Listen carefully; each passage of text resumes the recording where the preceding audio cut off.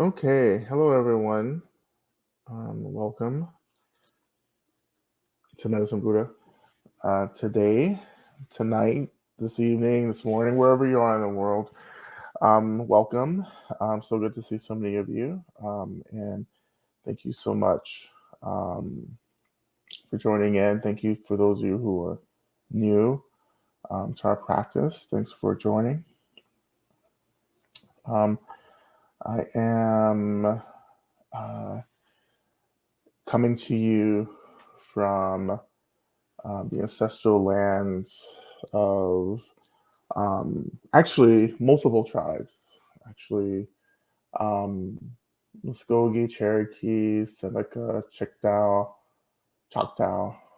um, many others.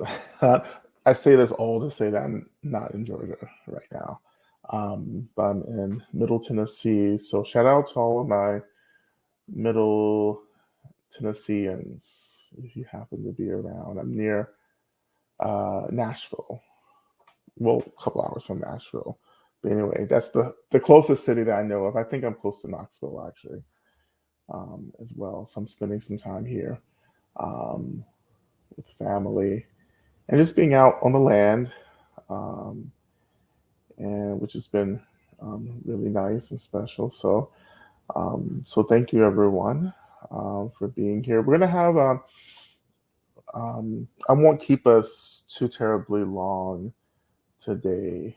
Um, I'm gonna move us right along. Um, so, but awesome. Yeah. So, again, you can begin to post uh, prayer requests right in the chat box. And I think I got to all the questions last week. Um, but I think that if you have any questions, go ahead and put those in the question um, chat box. Ask a question, which you will see at the bottom of your screen. Okay. Right. So yeah, I'm so it's so actually really nice to see everyone just kind of saying hello in the chat box. I just really like to see where people are coming in from. Um, and I think I just really love seeing um, people also name ancestral lands here and native indigenous lands because it's really important that we remember um, you know, the land, because the land remembers um, the communities who have allied with it over many years, thousands of years. you know, um, so the land has a long memory, um, and it's really important that we part of I would say part of the decolonizing everything is remembering.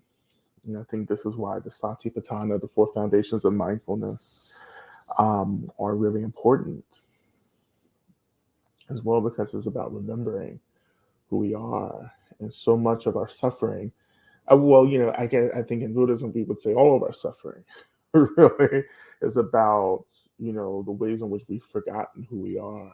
Right, we've forgotten about our ultimate nature, our awakened nature um, as well.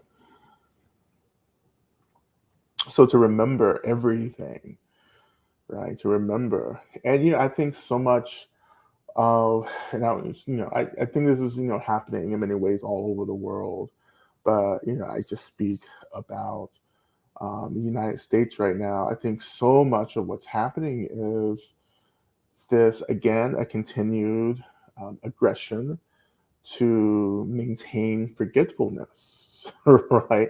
We want to get rid of anything that's helping us to remember who we are. Because if we remember who we are, we can't be so easily controlled, right? Um, but to remember who we are means that we have to do this incredible labor of moving into developing a relationship with the things we habitually run away from, trauma, the sadness, the grief, right? The history of violence as well, you know? So instead of just going back into those narratives, those histories, those experiences, and doing the healing work, right? We just want to like bypass it and keep, pushing to the side and saying, this doesn't matter anymore. The past, what people love to say is the past doesn't matter anymore, but we are living the past actually.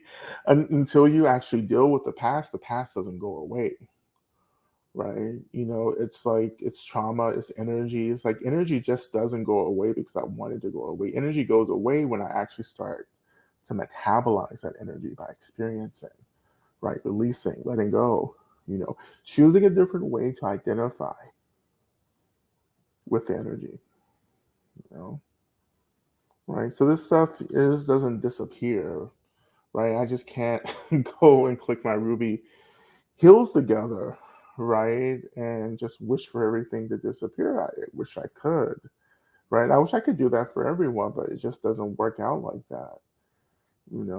This whole situation we find ourselves in, samsara, or what I call the carceral state, right? The spiritual carceral state, the psychological carceral state, right?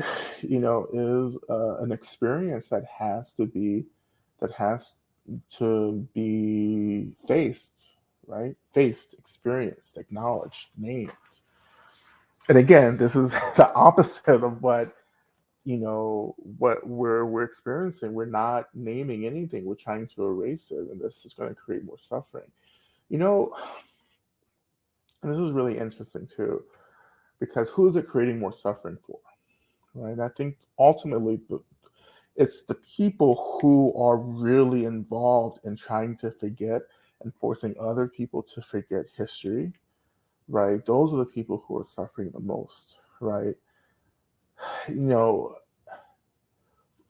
for those of us who are doing the work of stepping up and naming histories and violences and trauma, and then engaging in the practices that free us from those habitual relationships, those reactive relationships with these histories, with these experiences, we're actively working towards liberation. While those people who are avoiding and pushing away, they're deepening this experience. They're fueling, they're cycling through samsara, the carceral state, right? They're just making it worse. I'm really grateful to have encountered Dharma, Buddhism in this life, because it has helped me to really understand the complexities of liberation, of getting free, but the complexities of suffering as well. That suffering, I just can't push suffering away and pretend like I'm not suffering, right? That I actually have to go through and experience suffering, which is the hard part, right? This is like why, when, like my Swami says that, when she was exploring Buddhism, she was turned off because, Buddhism started with suffering, right? The Four Noble Truths. The first truth is that there's suffering, right? And she was like, why did we have to start with that, right? And of course, my relationship to that first introduction of suffering was actually quite liberatory, because I was finally encountering a system of practice that didn't deny the fact that I was not okay. The first teaching was like, you know what, you're not okay. Like this is all not supposed to be happy. You're not supposed to be suffering like this, but there's a lot of suffering. And we're going to start there. I love that. That it just validated everything for me. It was like, of course, like I'm suffering.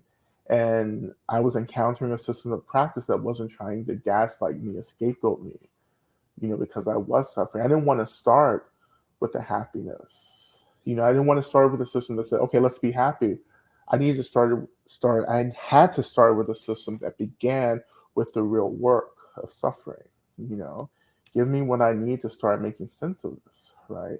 And I think that like that's also about cultural locations, identity locations, because for those of us who are coming out of intersections of intense systematic oppression and marginalization, our relationship to suffering isn't something that we can bypass. Like we are experiencing this. Like I have never not experienced the suffering. I would say I've never not experienced the pressure of this kind of systematic erasure, that systematic oppressions create for those of us coming out of these intersections, you know, um, of marginalized identities, right?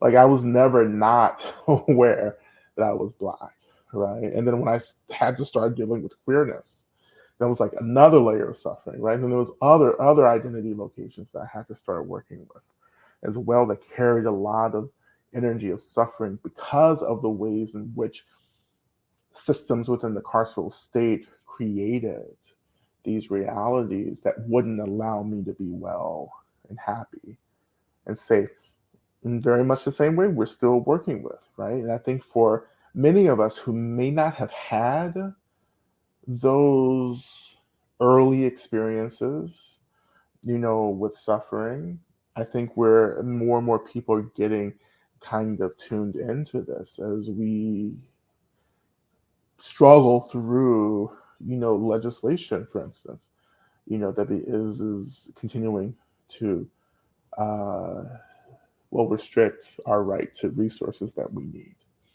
to be well. You know, you know.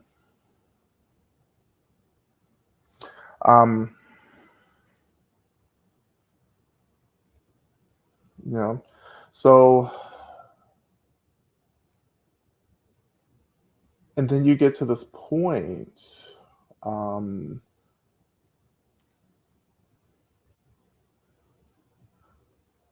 where there's a release. Like there's this release, and it's well, I didn't know. I didn't know. It's hard to articulate it, but um, where you get to the point where you let your heart break, right? Where I've been very fortunate for this to happen. You stop running away from it, right? Um, and you just let your heart break wide open. And then that's when the nature of things just start coming into focus, right? Everything happens when the ultimate brokenheartedness occurs, right? I tell, we practice this every week, right? And I tell you the practice. We practice this every week. I give you the instructions for this over and over again. And I tell you, it's just this is a matter of trust. You know, when I when I let my heart break, I have to trust that I am being held, that I am being caught. That as I fall apart, the pieces of me are not just scattering to the wind into oblivion, that the pieces of me are tenderly, gently being held, by the earth, by the ancestors, by the deities, by the mother, you know, everything, right? By phenomenal world in general is actually conspiring in this kind of benefit and tending to our brokenheartedness, you know. Um,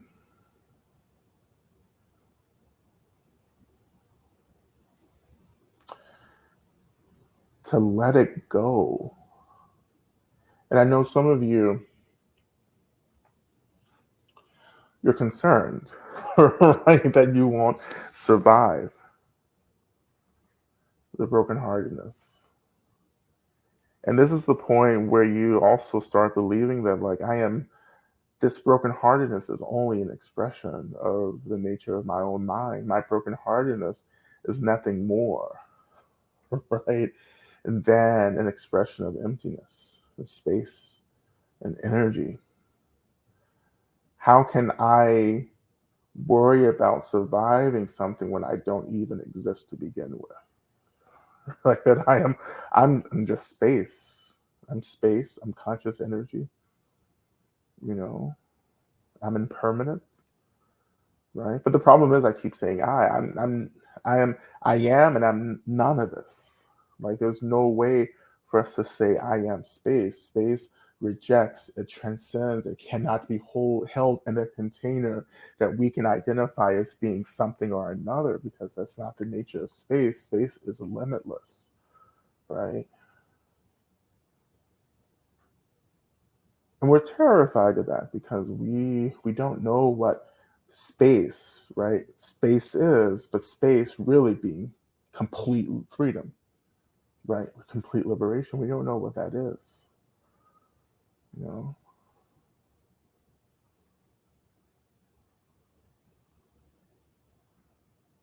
The world, all the stuff in the world, everything that we're struggling with, we're dealing with from, inflation, right? Which is like unbelievable. The cost of food, cost of gas, living, on top of the violence, right, that we're moving through, on top of, just trying to take care of people, trying to take care of our communities. It's us and like it's me and my community. It's me and the people that I'm caring about. It's me and the people that I love. It's us. So it's not just me, it's everyone, right? And you deal with all of this, you move through all of this, and you ask yourself, how can I possibly do this? You know? Right? I think the first stage here is when are you praying?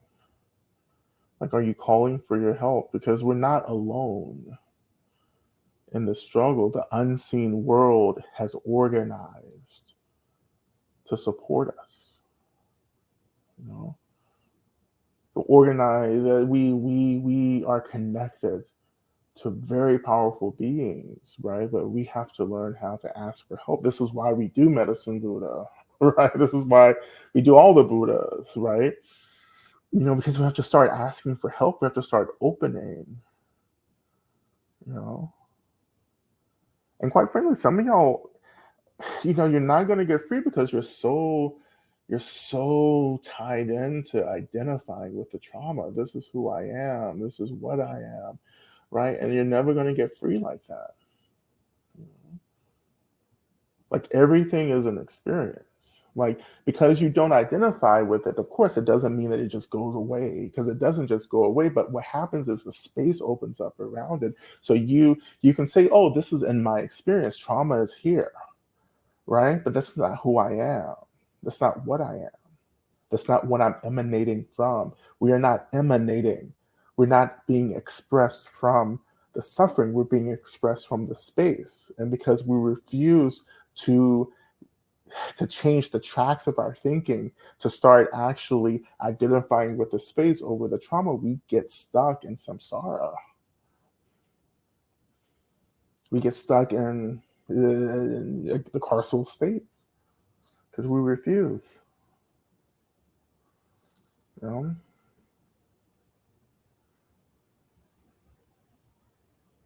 But this doesn't just happen overnight. I mean, this is this is methodical work that we engage in every single day, every second. That we begin to like slowly begin to like to lean towards the space instead of into the trauma over and over and over again. You know,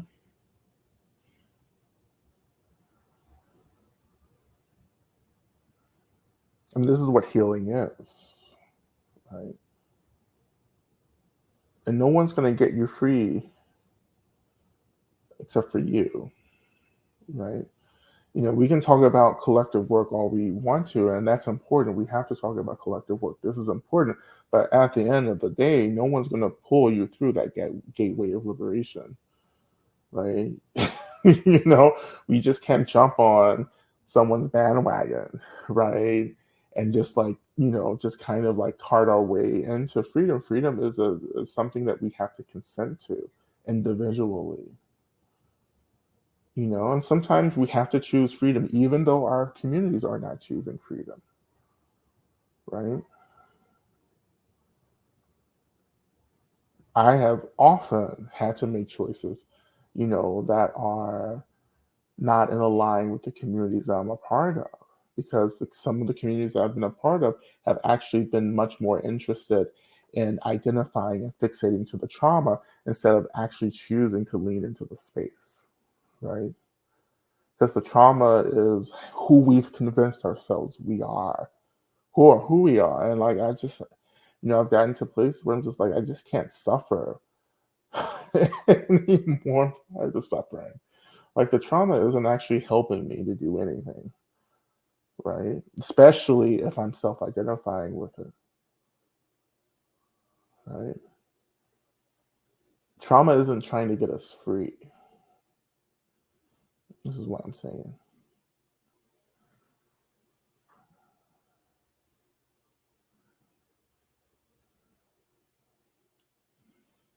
Right? And again, we've had this talk before, over and over again. But again, I'll just point it out. Some of you aren't interested in being free, and you just actually need to just point that out for yourself, right? And this is not like a bad thing.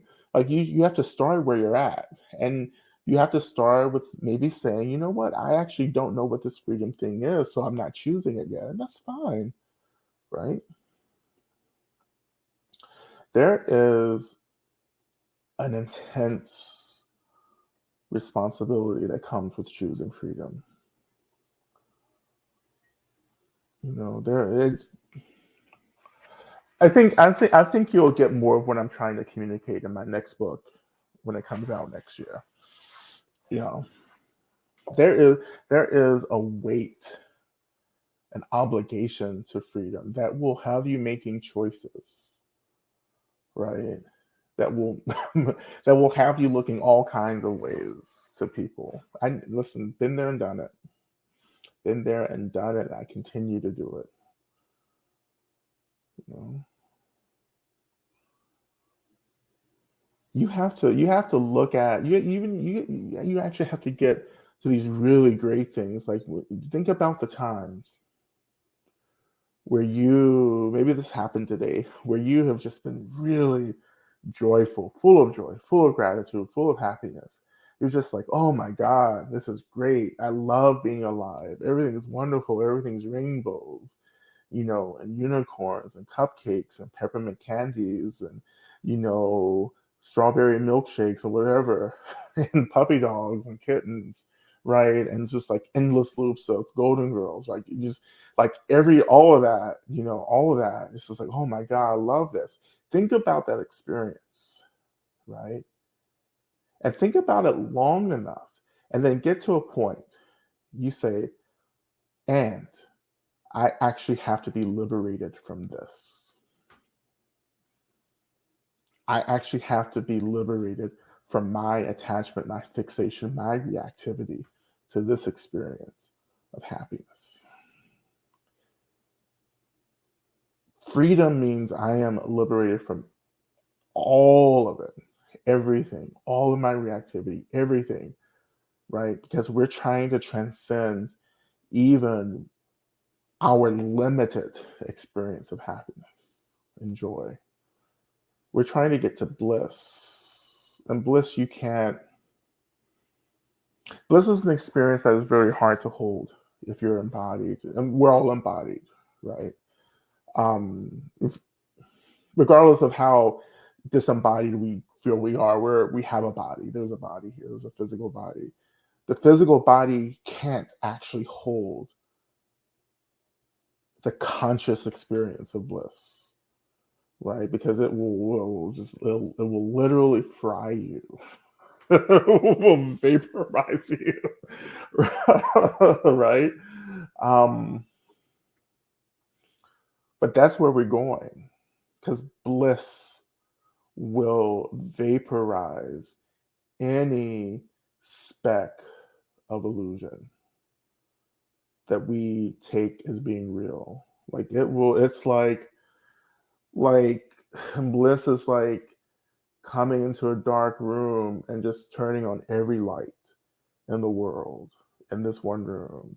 That's probably not even extreme enough. But every, like, even the sun, it's like the bliss is like Just like think about the room that you're in now and think about if it was completely dark and then the sun, the actual sun, this big star sun, were just to like appear in this room. That's what bliss is, right? You can't even wrap your mind around that, you know? Like, what does it even mean to sit by the sun? The body can't possibly survive that. But the mind, actually, you know, right? The mind is everything. Everything is an expression of mind. So there's nothing that can actually obliterate mind.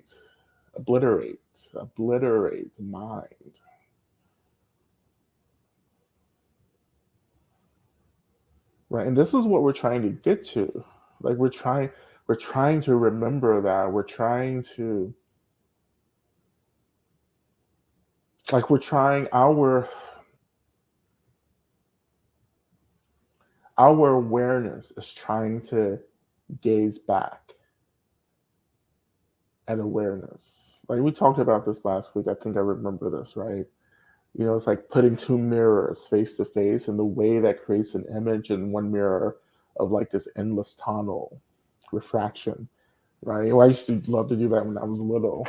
It was just, I would fantasize that this would open up this portal that would take me into all these multiple dimensions. That's what we're trying to do. Awareness is trying to gaze upon awareness, right? Instead of gazing outwardly and taking everything as real, we're trying to, the awareness, our awareness, our consciousness, right?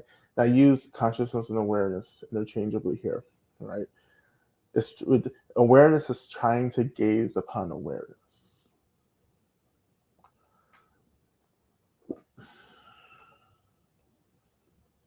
And it's just that whatever energy, that refraction, whatever it is, when awareness gazes upon awareness, it blows everything out. Because awareness begins to see, these are all just like really not appropriate words, but it's the best I can do.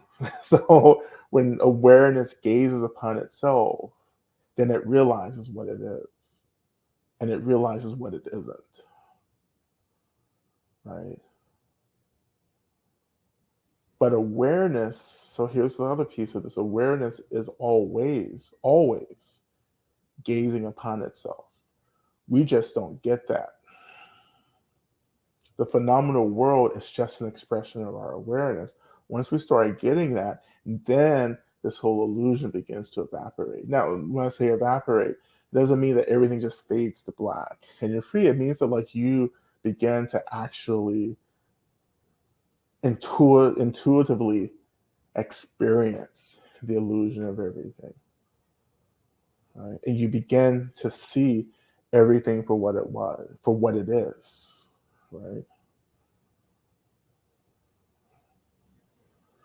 Right. And it's no longer about you, and it's no longer about me. It's about what is.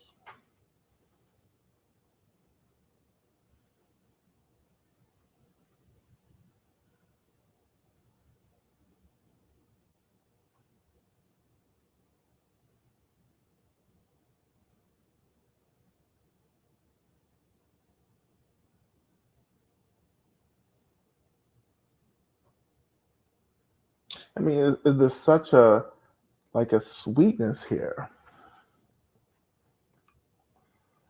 right? There's such a incredible.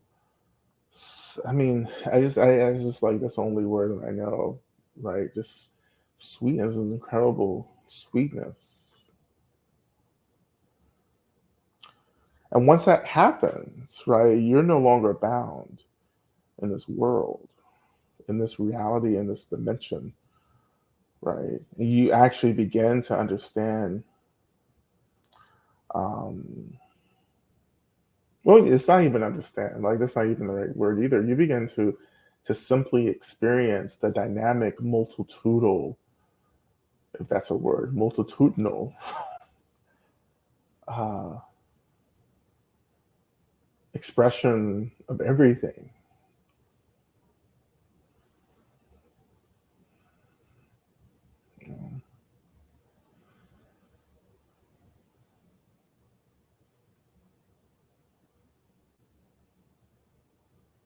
And this is Pride Month as well.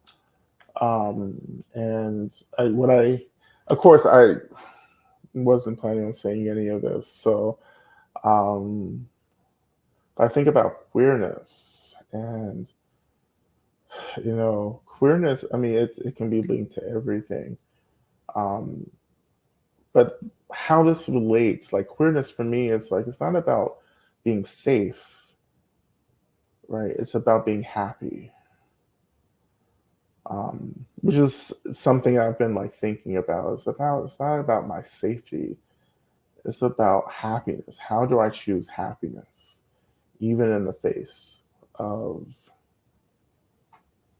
the lack of safety or harm? And this is related to this conversation too, because it's not about being safe. Well, none of this is safe. It's not safe, particularly if you're valuing and cherishing like this sense of self that has actually formed itself through the identification of suffering, or through the self-identification of suffering, right? By saying I am this, I am that, to choose liberation, which is again choosing space. This isn't going to feel safe, right? This is going to feel very counterintuitive, right? And this is why a great many beings will take a whole lot of time before they actually begin to come onto this path to liberation.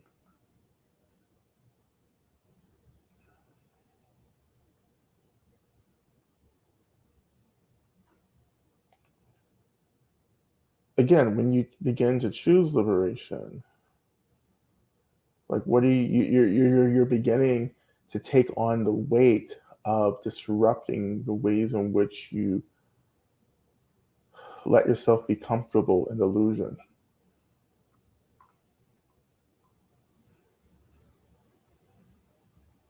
Well, and since it is Pride Month, right, I think about all the people who chose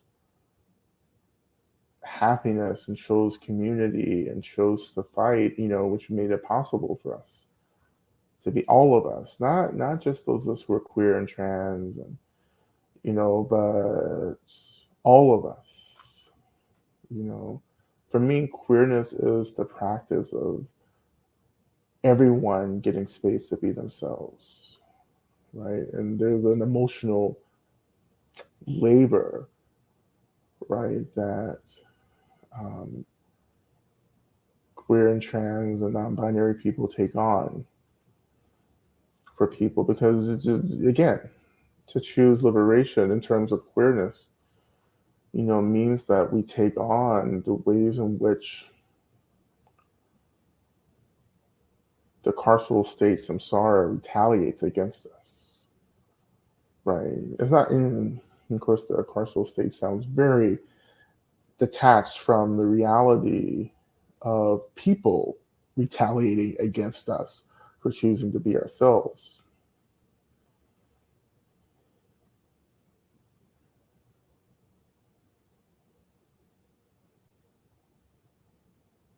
And that's part of the weight of this, right?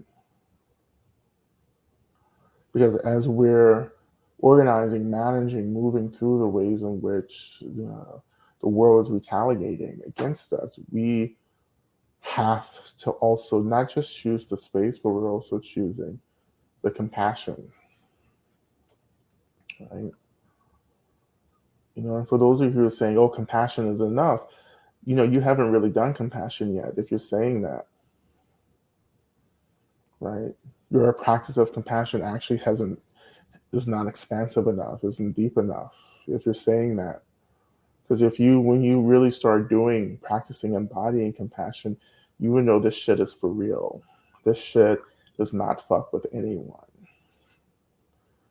Compassion, when you call compassion, compassion doesn't show up and say, let's hang out, let's be nice to everyone. Compassion means that you start doing shit, right? That gets to the point.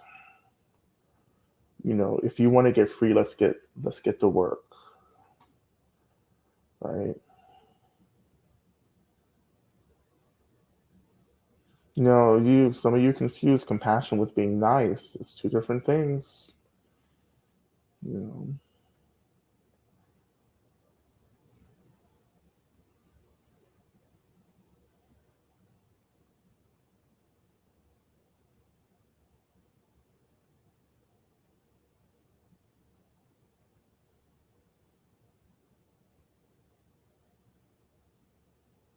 But this is like shit's real now. And shit's getting realer, right? And you're gonna have to choose something. You have to choose a side. It's not this kind of, oh, maybe I'll do this, maybe I'll do that. No, it's like, this is what I'm doing. Like, I'm about getting free. This is what I am doing. This is what I'm up to. And when you choose that freedom, you're gonna lose things. You're gonna lose things. You will have to give things up. Things will be taken away from you. Right? This is the weight of this.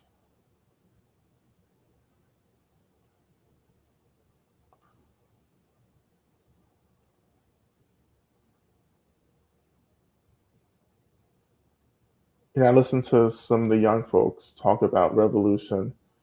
I was like, you know, here's the thing with revolution. If you want to start a revolution, you better be willing, or you better be open to the fact that, like, you may be the one who's going to the guillotine, right? A revolution isn't a solution to anything, right? That's the breaking away. Like, that's the falling apart, breaking away, right? Like, the real work starts with actually the dreaming. But a revolution doesn't do anything about the trauma that's created the culture and the history that you're like revolting against. Like, that revolution isn't healing.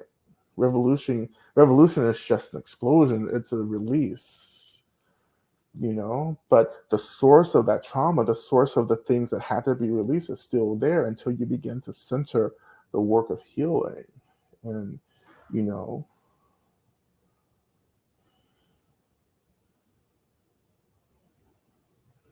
There's just so much romanticizing. Actually, the way forward is healing. A revolution is easy. You just have to get pissed off enough, right? And get a whole bunch of other people pissed off, right?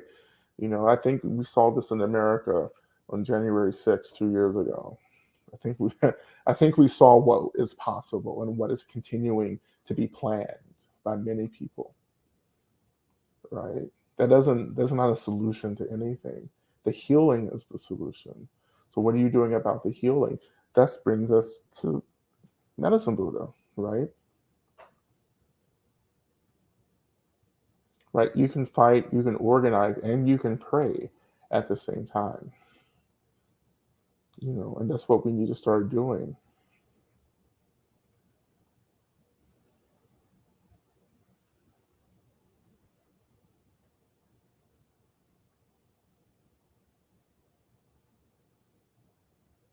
I mean, there's nothing else there's no other choice, is there?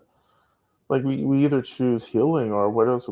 If we're not choosing healing, we're choosing the suffering. We're choosing cycling over and over and over and over again into the carceral state. And this is also what I want to say. I want to give a shout out to all my queer elders in this space.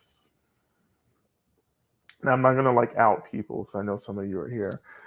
You know, um, I just want to shout out to my queer elders, like, who made it possible for me to be here. Many of us, of course, many of us to be here. I'm just talking about me right now. Right?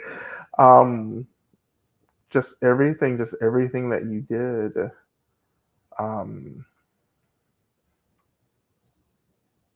to call us, to call your descendants into the world, because this is what we're doing.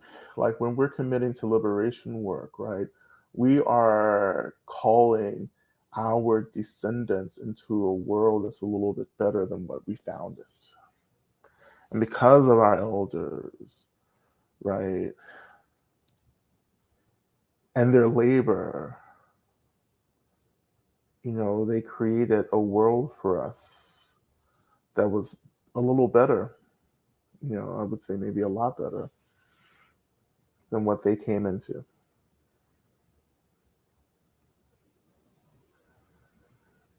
I just want to, I get involved in all of this organizing around Pride, and I'm about to launch this big Pride campaign this week. Um, so follow that on social media and everything, and so I've just been working on this for a while, and with different other groups, and it's just all I just think about all of this anyway during this time, regardless of how much work I'm doing with Pride. And we just don't remember. A lot of young folks forget, that someone actually had to work for us to have what we have, to experience what we experience. And this should remind us that we have to work now, as all this shit is happening, all the legislation, the anti-trans legislation, and like, the abolishing, abortion and everything. We actually have to realize that we have to engage in our own organizing in the same way our elders and earlier generations engaged in work. You know, look at Jane. Look at you putting "Oh Happy." I was just thinking about "Oh Happy Day." I wasn't going to get into it, but that's right. Watch, fight, and pray. Watch, fight, and pray. Be vigilant. Watch, awareness. Be aware. Right. Fight, work. Do work. Do the labor. Right, and pray. Praying, connecting to the unseen world, connecting to space. Right. And live every day rejoicing in that. Right. And that is true. Like I rejoice,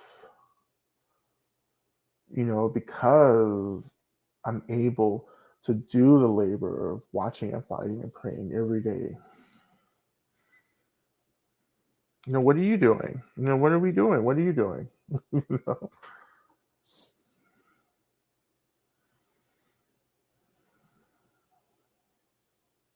And, I don't want to make this sound easy. If I'm making this sound easy, then that's wrong. This isn't easy. um, but you have to give up things. Like you have to know what it feels like to lose things, right? Because when you start choosing freedom, you will be blamed, because you become a mirror for all the ways you become a mirror for people and the ways in which they're choosing not to get free. And because people don't want to deal with the pain, they're going to try to annihilate you to try to make the pain go away.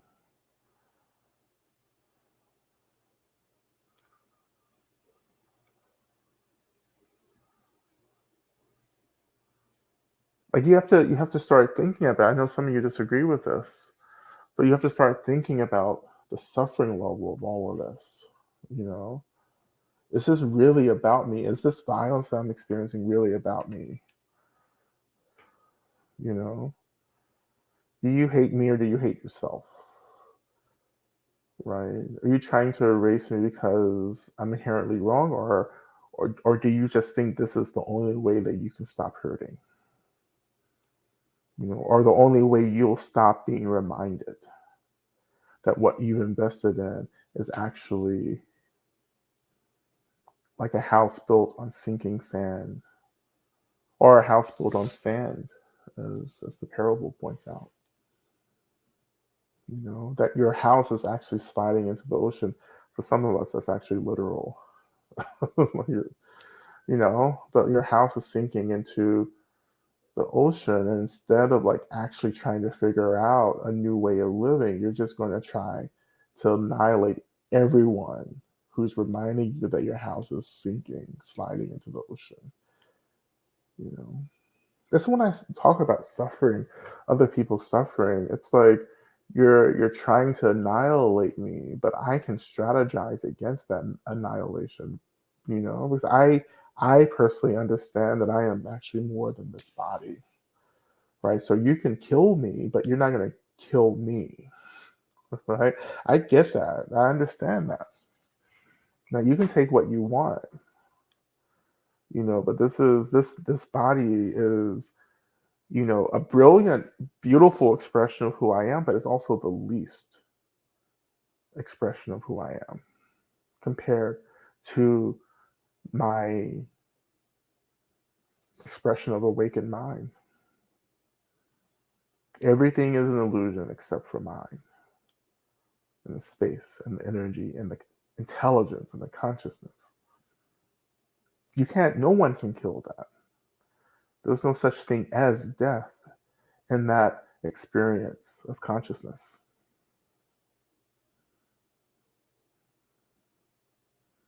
This is a lot of the labor that we're engaging in. We're trying to get to experience this level of mind, this expression of consciousness, right? Because we need it. We have to get there. We have to get a glimpse of that, or we'll continue to believe that everything, all this other stuff is real, and when all this other stuff is impacted or whatever, then we think that's who we are. And so we'll respond, or we'll react to that, right?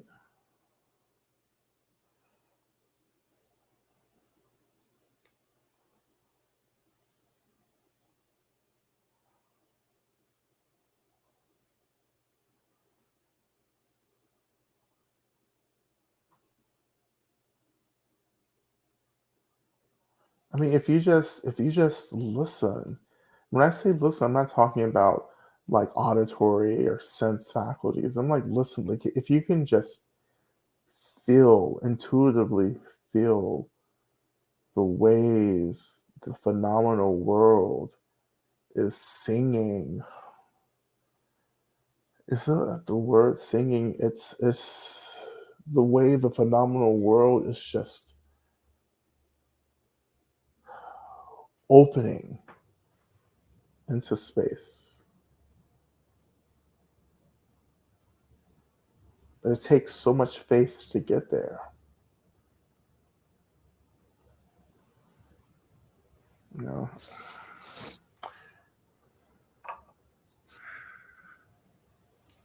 like, what is that? Like we've been talking about this the past couple of weeks. Like this is the deity, like particularly the wisdom deity being an expression of emptiness itself, which is the same thing as saying being an expression of our minds. Like you can,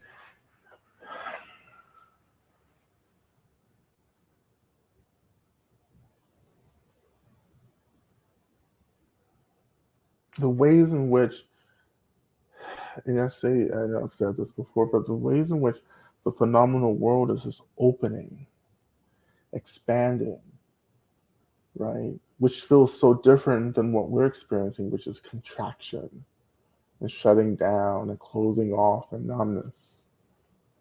To expand into space, to feel the phenomenal world, inviting the expansion of consciousness, because the consciousness is already expanded. You know, our awareness, this limited awareness that's hovering around the sense of self, is trying to expand outward to actually merge again with this grander expression of consciousness.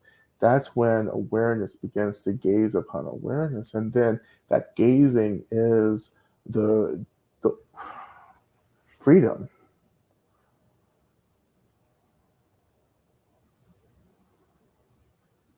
This is what I call the sweetness, right? Can you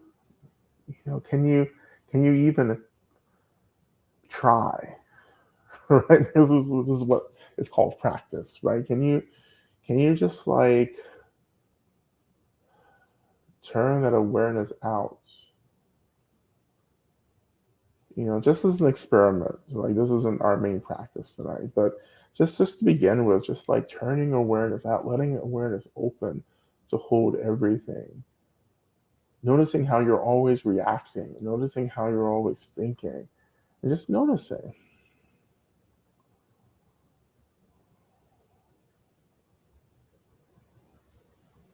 And noticing, once you give space, offer space through awareness, how everything just starts rising into this field of awareness. Like the pain, the suffering, the sadness, the despair. And you don't have to do anything with it. It's not asking you to fix it. It's asking you to take care of it. And we take care of it by just letting it be, not reacting, just letting it be. Waves rising from the surface of the ocean. A wave will rise and a wave will also come back into the ocean. My sadness is just an expression of emptiness, space, and energy. And it will return back to energy, space, and emptiness.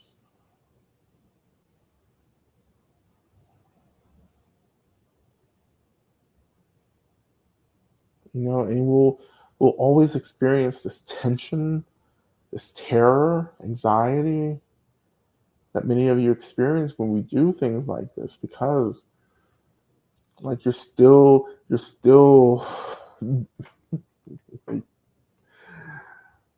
like,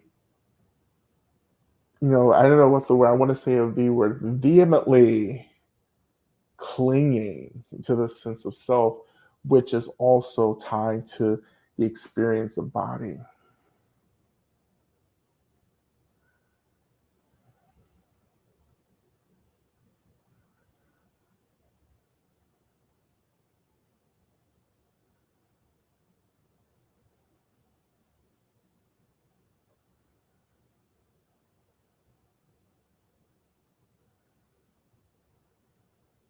Again, no one can save you. Like, no one's going to save you. No one's going to save me. We can help save each other. We can support each other, but ultimately, it's this labor that we have to do for ourselves. I have to know my own mind. I can't rely on other people to know my mind. I have to do that.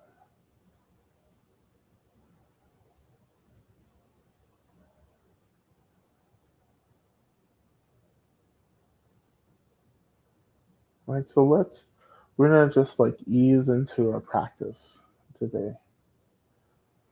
Right? And then from wherever you're at, again, allowing the body to your body to come into a position that feels appropriate for you.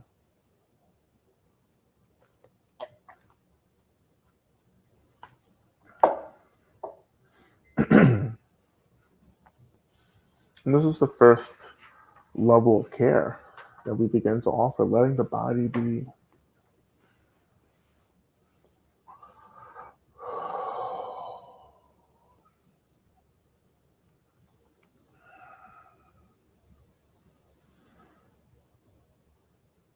And shifting our attention to the seat, noticing the weight of our bodies and the seat rising to hold us, to anchor us. Noticing that sensation. What is that sensation, that anchor of the seat and the body meeting? And when you get to that point, that anchor, that experience, I wonder if you can experience this sensation as the seat loving you, wanting you to be safe, happy, and have resources.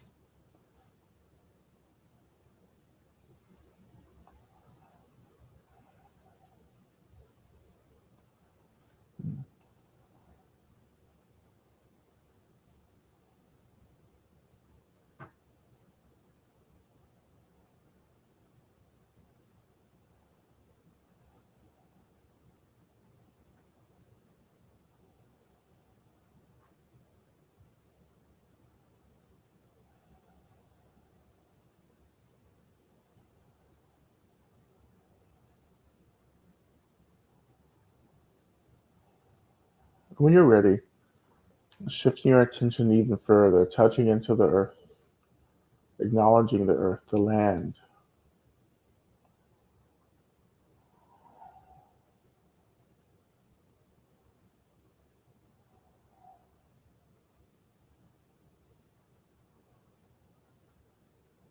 And there's another coming together, another kind of contact, between our attention and the consciousness of the earth. So when we touch the earth, we can physically touch the earth, but we can also, as we've just done, we can just become aware of the earth. And that means that we're touching the earth through our minds.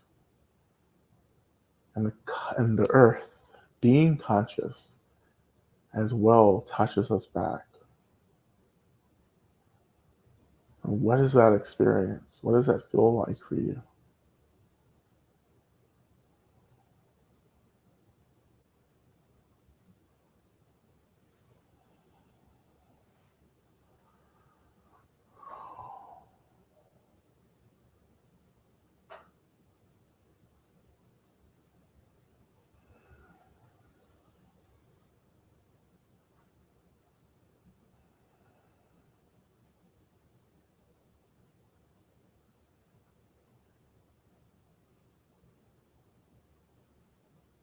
Can you also, in this moment, notice how the earth is taking care of you?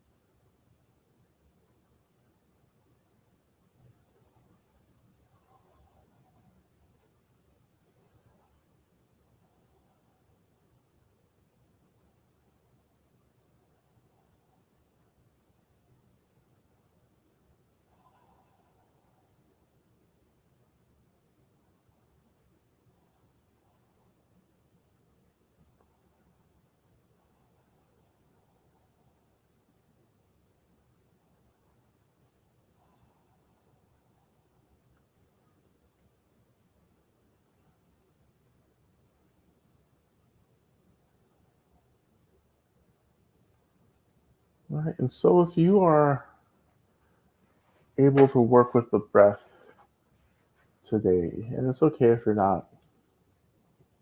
So I'll give you, for those who aren't working with the breath, I'll give some more instructions in a moment.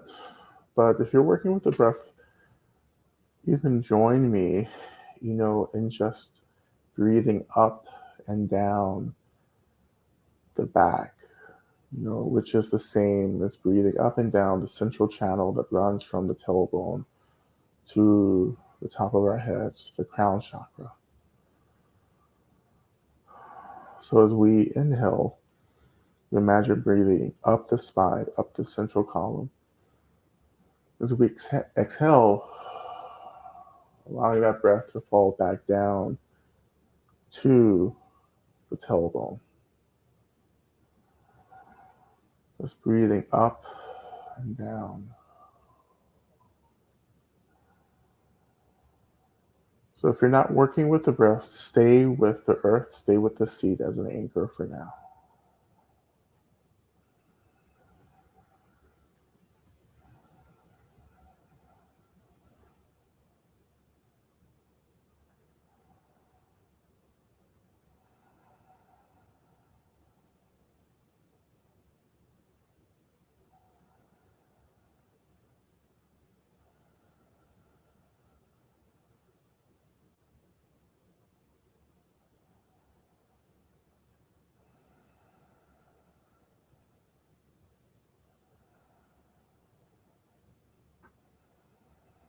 Just a few more breaths here.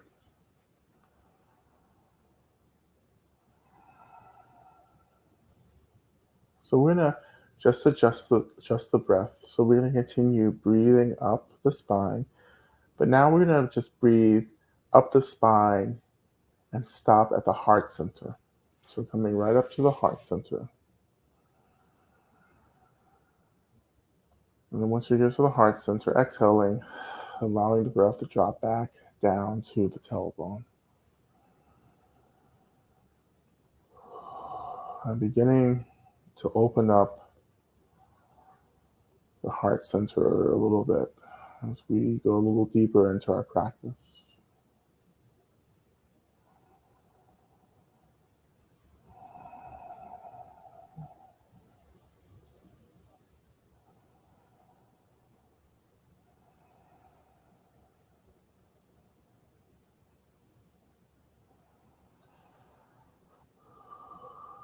And traditionally, the heart center and the heart chakra represent the intuitive feeling energy center of both our energetic bodies as well as our physical bodies. So we carry a lot in the heart center. There's a lot of pain in our heart center. And sometimes when the pain is really built up, we can feel as if the heart center is kind of hardened, crusted over, closed down. And we do these kinds of heart opening practices in order to start to move, break up this energy and shift it around, which will have the impact of deeper empathy, deeper compassion, deeper love, a deeper sense of fluidity and movement. So as you inhale up into the heart center, imagine that the inhale is dissolving what we feel is heavy or overwhelming in the heart center.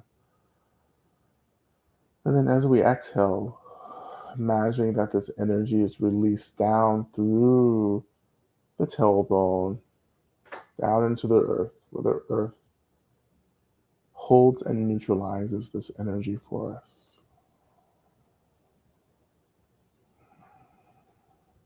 So letting go.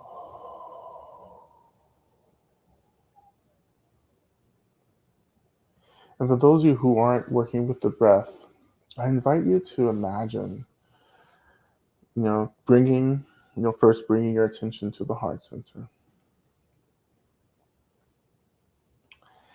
And actually imagining that the heaviness, the crustiness, however you're visualizing this or experiencing the heart center, that it just begins to slowly release and open, releasing that energy out of the body, down into the earth. And you can even imagine, there's another visualization, that the heart is like ice and it's just beginning to melt through your imagination.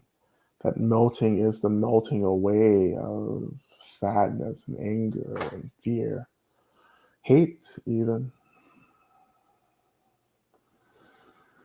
So using that visualization and or the breath is fine.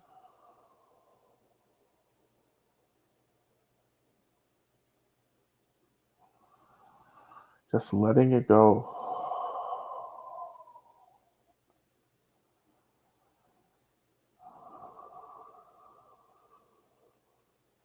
And we're going to move through all three of our mantras, but we're going to begin with our first mantra, Om Minla Sangye Kino Soha, which is a prayer, a mantra to Medicine Buddha, to begin to awaken really in the space around us. And we'll just chant that a few times. Of course, you can sit and listen. But this is our invitation to the awakened consciousness of Medicine Buddha. And we're going to start with just a long Om to begin with, just like we do in Durga. Okay. Taking a breath. In the beginning.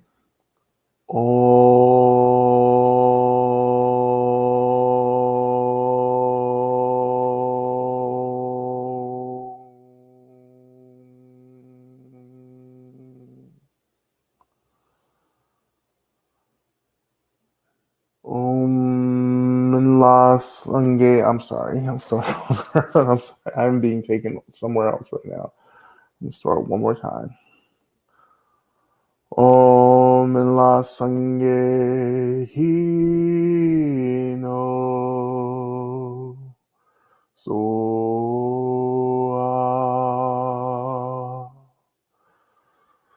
Om la sange hi no so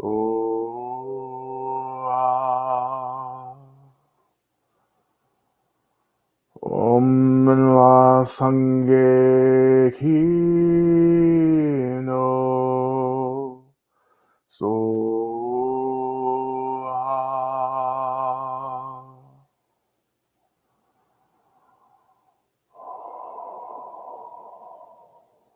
Let me imagine that the consciousness of Medicine Buddha is just awakening in the space around us.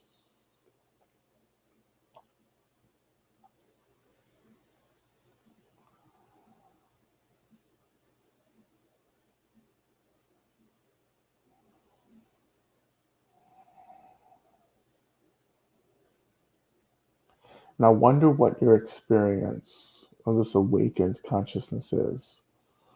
You don't have to experience anything, but just getting curious. What feels different?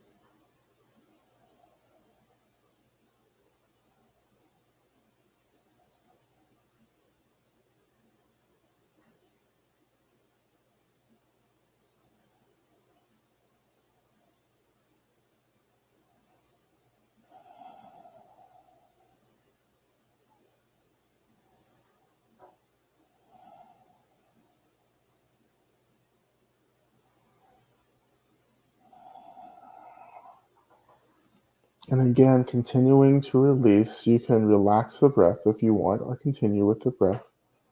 You can continue with the releasing visualizations from the heart center as well.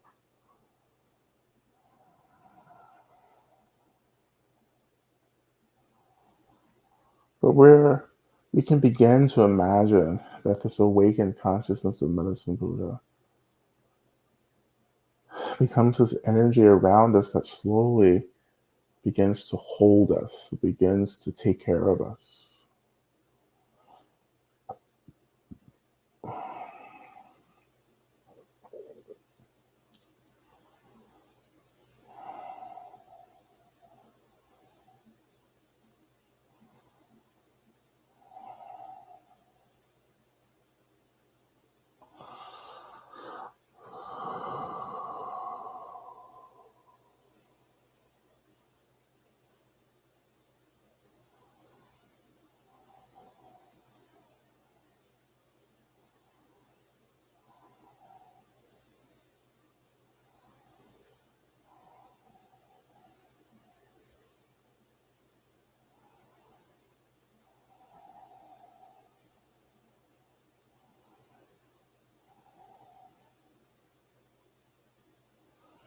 And so from this space, we're not going to go any further. I want us to kind of stay in the space. And we'll transition to our main mantra.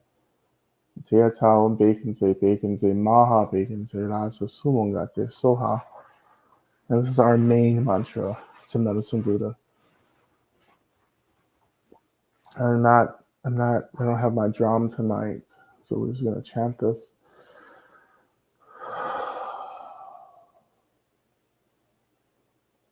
And as we begin to chant, we're going to chant just for a couple of minutes, and then we'll come back and we'll offer the prayers for tonight, for the session. Then come back and chant a little more, then we'll transition into our Durga mantra to close out the session. Okay?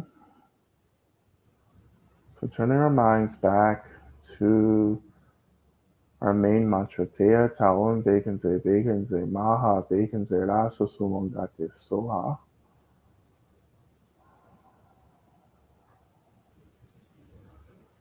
You begin to chant, and just again, chanting, connecting to the consciousness of Medicine Buddha around you, continuing to release the energy from the heart center down into the earth.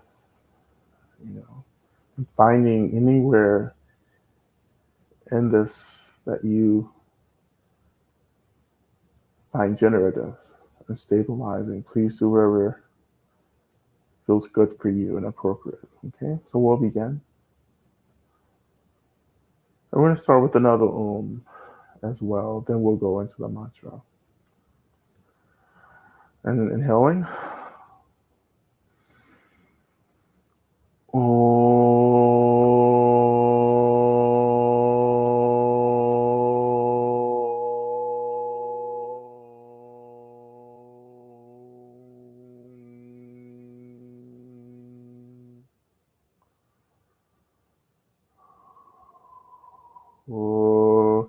Teya Taon Bekenze, Ma Bekenze, Rasa Sumangate Soa. Teya Taon Bekenze, Ma Bekenze, Rasa Sumangate Soa. Teya Taon Bekenze, Ma Bekenze, Rasa Sumangate Soa. Teya Taon Bekenze, Ma Bekenze, Rasa Sumangate Soa. Teya Taon Bekenze, Ma Bekenze, Rasa Sumangate Soa. Teya Taon Bekenze, Ma Bekenze, Rasa Sumangate Soa. Teya Taon Bekenze, Ma Bekenze, Rasa Sumangate Soa. Teya Taon Bekenze, Ma Bekenze, Rasa Sumangate Soa. Teya Taon Bekenze, Ma Bekenze, Rasa Sumangate Soa.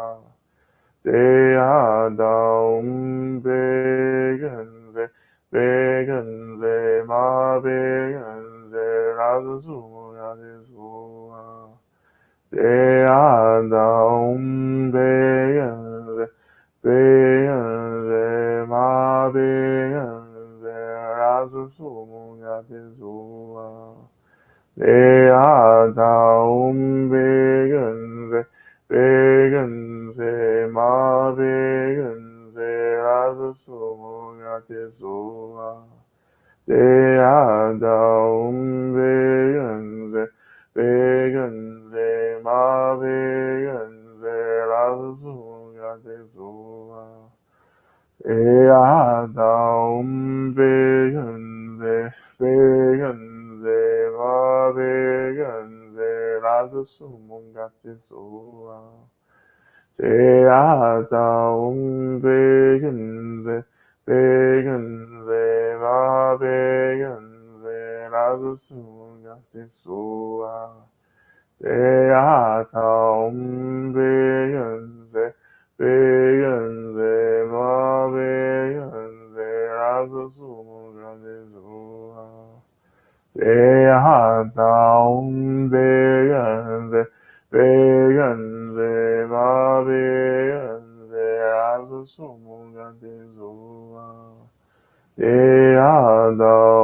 beyenze, beyenze, ma beyenze, raza sumo rate zoa.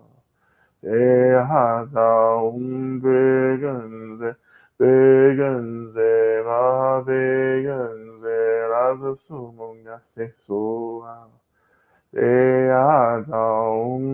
beyenze, beyenze, ma beyenze, raza sumo rate zoa. beyenze, beyenze, ma beyenze, raza sumo rate zoa. beyenze, beyenze, ma beyenze, raza sumo rate zoa. beyenze, beyenze, ma beyenze, raza sumo rate zoa. beyenze, beyenze, ma beyenze, raza sumo rate zoa. beyenze, beyenze, ma beyenze, raza sumo rate zoa. beyenze, beyenze, ma beyenze, raza sumo rate zoa.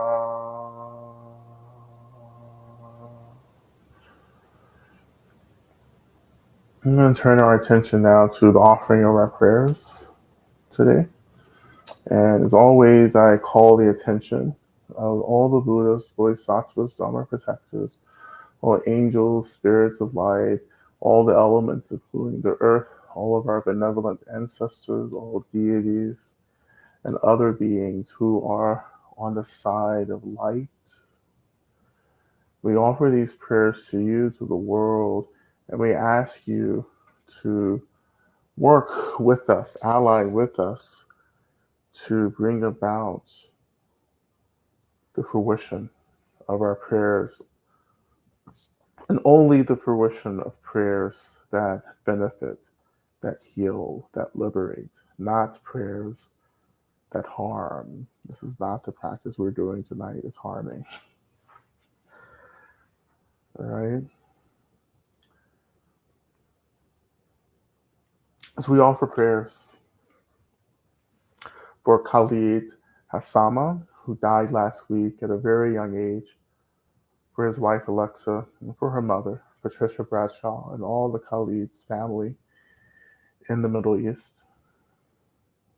Offering prayers for Peter, inner peace and strength to go through everything he got planned for the rest of this year, and prayers for the Ukraine. Offering prayers for Lee as she recovers from spinal surgery.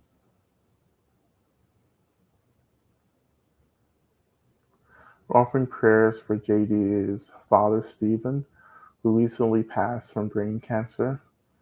May he have a safe transition, and may his family find ease in this time of mourning. Offering prayers for Nina and Rishi, for my family, ancestors, and guides. Prayers for myself, prayers for Senora Manuel, Alberto, Nelson, Fernando, Jorge, and for the Cabrals. Prayers for Bunima, all beings, all who suffer. Prayers of love and gratitude for Lama Rod. Prayers for Tibet and their people. Prayer for all who practice, past, present, and future. Prayers for myself, and that I practice well and diligently to overcome fear, and for my protection and well-being. Prayers, please, for my father as he is dying, and for my sister who is managing his care. Prayers for me to trust the space opening in my life and not to contract in the fear of the unknown. Prayers for my Aunt Angela, who has been in and out of the hospital. Offering prayers for my husband, who just tested positive for COVID. We're offering prayer requests for Yvette Latera, who died last October at age 32 after mental illness. Prayers for me to feel and know and understand your teaching that I am being held as I try to deal. Prayer requests for my son living with mental illness. Prayers for all beings.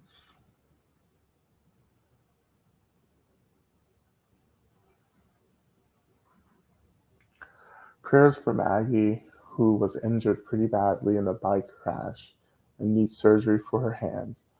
For my friend Monique's father, who is in the hospital. For all those affected by current wildfires. For myself as I prepare to return to work after a mental health leave. Offering prayer requests for myself, my mother, my father, and my partner, as we all do our best to be well and to do right by each other amidst really challenging circumstances. May we remember.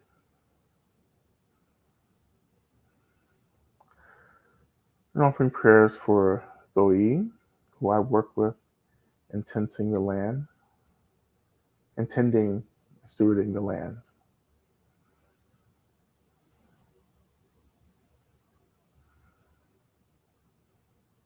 Prayers for the healing of the earth and the waters that have been abused by the agribusiness.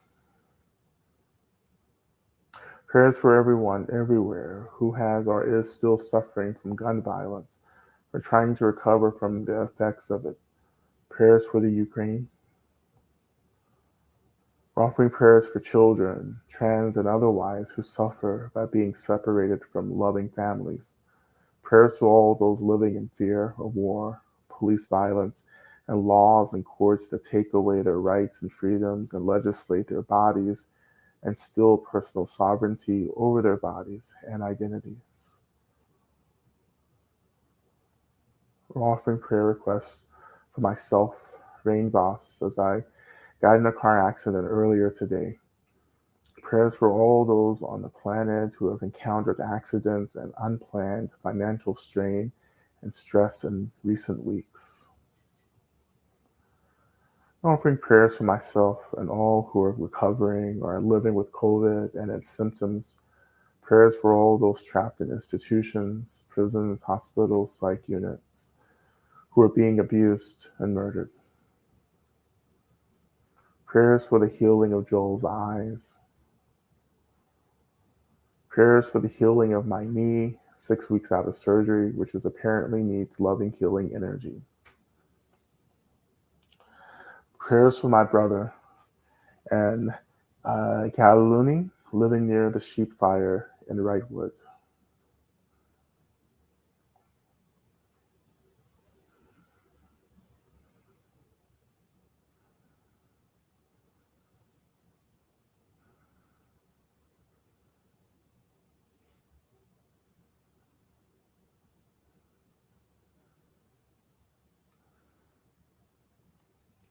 Offering prayers for Heidi. May she be held and supported on her trip across the country to scatter her father's ashes. Prayers for Alyssa and their young children as they navigate grief and learning new things about living and dying.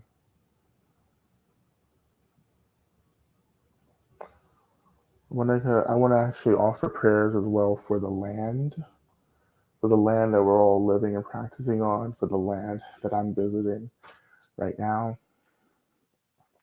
Prayers for its healing, prayers that it continues in some way to disrupt so much of the violence that's happening on it and to it. We continue to offer prayers for all beings who are trapped and suffering and being impacted by wars, by COVID and other illnesses, by systems of violence and genocide and oppression, by all of us who are impacted by the violence of hate and apathy and disregard. I continue to pray that we are all liberated as soon as possible. And I ask all of those beings, these beings we've invited here, to witness and to hold us, to act on our behalf, to bring about what we so deeply, earnestly need. And I also make a special prayer that you hold all of us, that you restore our faith in your love, that you restore our faith in liberation, and you restore our faith in being loved and expressing that love to others unconditionally. May we all be healed. May we all get free as quickly as possible. May this whole system of the carceral state be completely abolished for all beings. And we release the energy of this prayer out into the world, into the universe. And we let go, actually, of our hopes and desires, all of our agendas, just to offer the prayer and to let go and just say whatever happens will happen. That we trust all the energy, all the beings that we've called into this space. And as we return back to our mantra, just coming back into how we are being held by the consciousness, the awakened consciousness of Medicine Buddha, and the awakened consciousness of all beings around us who are always gathered around us, regardless of if we know that or not. Continuing to release whatever we're holding on to for ourselves and on behalf of all others who are struggling to be well.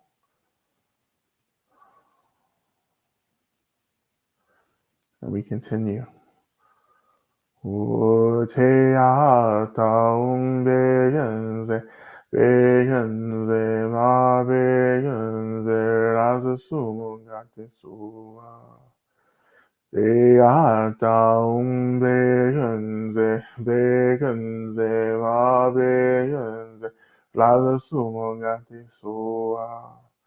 Teya taung begenze, begenze ma begenze, raza sumunga de zua. Teya taung begenze, begenze ma begenze, raza sumunga de zua.